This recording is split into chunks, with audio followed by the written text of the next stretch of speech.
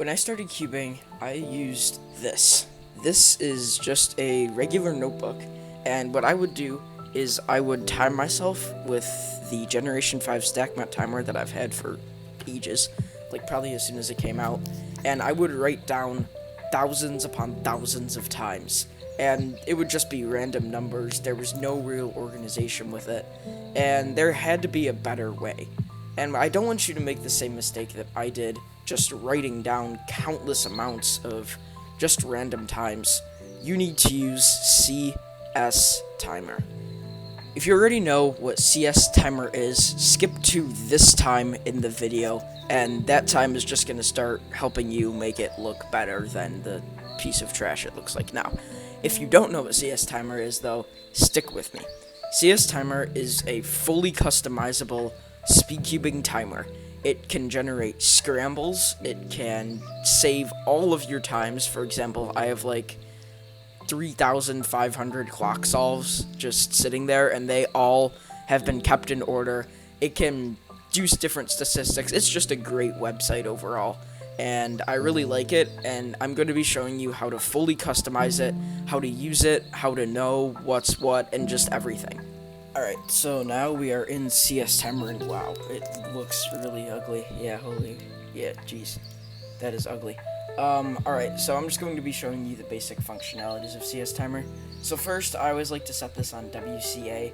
As you can see, these are all the categories you can do, and then this one's kind of like subcategory, so WCA would be all the World Cube Association events. But like, for example, you can do 3x3 CFOP, and then PLL. And it's going to give you, here I'm going to try and scramble this as best as I can, one-handed, because I'm holding the mic with the other.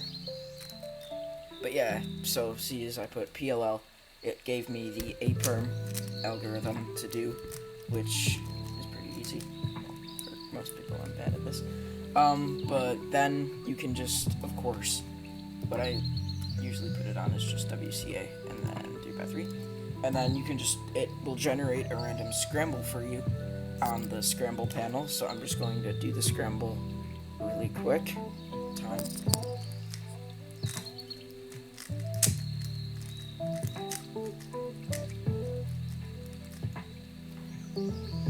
Okay, so now as you can see, I have the scramble done.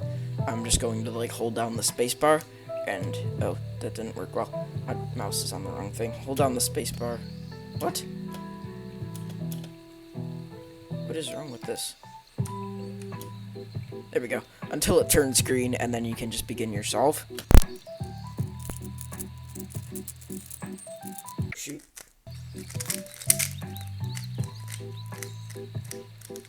And then, once you are complete, you can just press down any key, so you can just, like, slam it down like that, and, you will get the time. So I got a 28. Yay.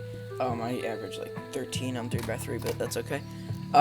This here is your time, so as you can see, it just pops up right there, and then you have your whole, panel up here that says what time you got. So now I'm going to be going into what I set up the timer as, so just what I do to make it look better than this thing, which looks really bad. First up, you have this little skier that says option. You're gonna click on that. And then you just have a bunch of different options. So first, I think I'm gonna start with color. Font color, you have a bunch of options up here. You can pick from like the entire color spectrum of the world. But you can just pick like this blue. Background color, I like to do a black. Board color, black. Button color, black. Link color is gonna be a blue. Logo color, I think, is also gonna be a blue. I think that looks correct, and then that's black. Yeah, this is correct. It's looking much crisper. Much better. So this is just the theme if you want to pause. Font color, this, like, very light blue right here. Not that blue. That blue. Background color, black. Board color, black. Button color, black. I only work in black, and sometimes very, very dark gray. Link color, light blue. Logo color, light blue. Logo BG color is going to also be black. Alright, so now in display, I believe I changed something around in this, but I don't know. Oh, background image you can change, but I'm not going to be doing that in this video, just because it looks nice enough with this. But like timer size, you can kind of see it expanding in the background. I can put the timer size at 66, and then you have a much larger screen to display your times. I think 20 is what it was originally at, so I'll just put it back to 20. There we go. Yeah, 20 looks better. That's where it's supposed to be. Alright, now I'm gonna go into statistics just here, and all the way down here we're going to go to list 1 type and list 2, or list 1 length and list 2 length. You're going to put list 1 at 5, and this is just personal preference. You can keep it at average of 12, but I like to keep it at average of 5 and also an average of 100. So instead of, you can also click this up button as many 100 times, or you can just delete it by pressing the delete key and then type in 100 and hit like off, and then you're gonna have an average of 100 right there and also right there.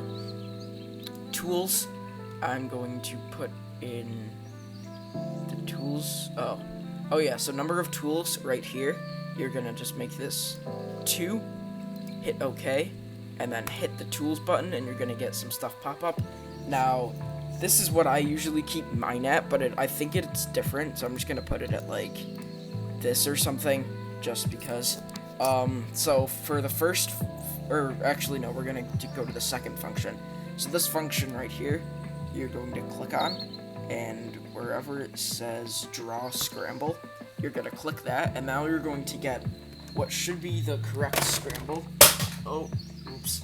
What should be the correct scramble for this, so I'm just going to be doing the scramble on screen with one hand to demonstrate, and it should match up to the draw scramble, and this is also very helpful for like more serious. Oh, it didn't match up because I did it wrong. But it should match up if you know what you're doing, not like me. Now what you're gonna do is in the second function, you're gonna click on this, and I believe it's time trend. Yeah, so you're gonna get a little graph here, and when you just hold down the space bar, it'll start timing stuff for you. So I'm just gonna do like a little average of spacebar solving, and then you're gonna get a average, and it's going to show up on the graph of your time trend. I'm just gonna hit X in the corner right here. So now what I like to do is click, or actually no, I'm gonna keep going with the display, and then I'll do that second. So I'm going to hit Option once again, display. The font is, I think it's normal. Yeah, normal's the best font for the timer. That just looks really clean. It's just like a straight circle. You don't have like the weird thing. Back to display. What's the other font? Select timer font. Yeah, I think that's like the only really font you can use, but I think it still looks really nice. It looks a lot more crisp and good. I think you can also change the scramble font if I'm not correct. Yeah, you can, but it's okay. It looks pretty good just how it is. So now I'm gonna go in and start setting up our sessions. Or that was too fast. What you're gonna want to do is right here in this top little bar, you'll see the word session. You're just gonna click that, and then you have a bunch of these sessions. And what you can do, I'm not gonna go through all of them now just because it would take a while, but you're gonna see the word OP and then these 3 little dots, and then you're gonna click rename. And I can name this session 3x3x3 cube, just like that. So that's 3x3x3 cube, and then the second one, rename, we can do this as 2x2x2 cube.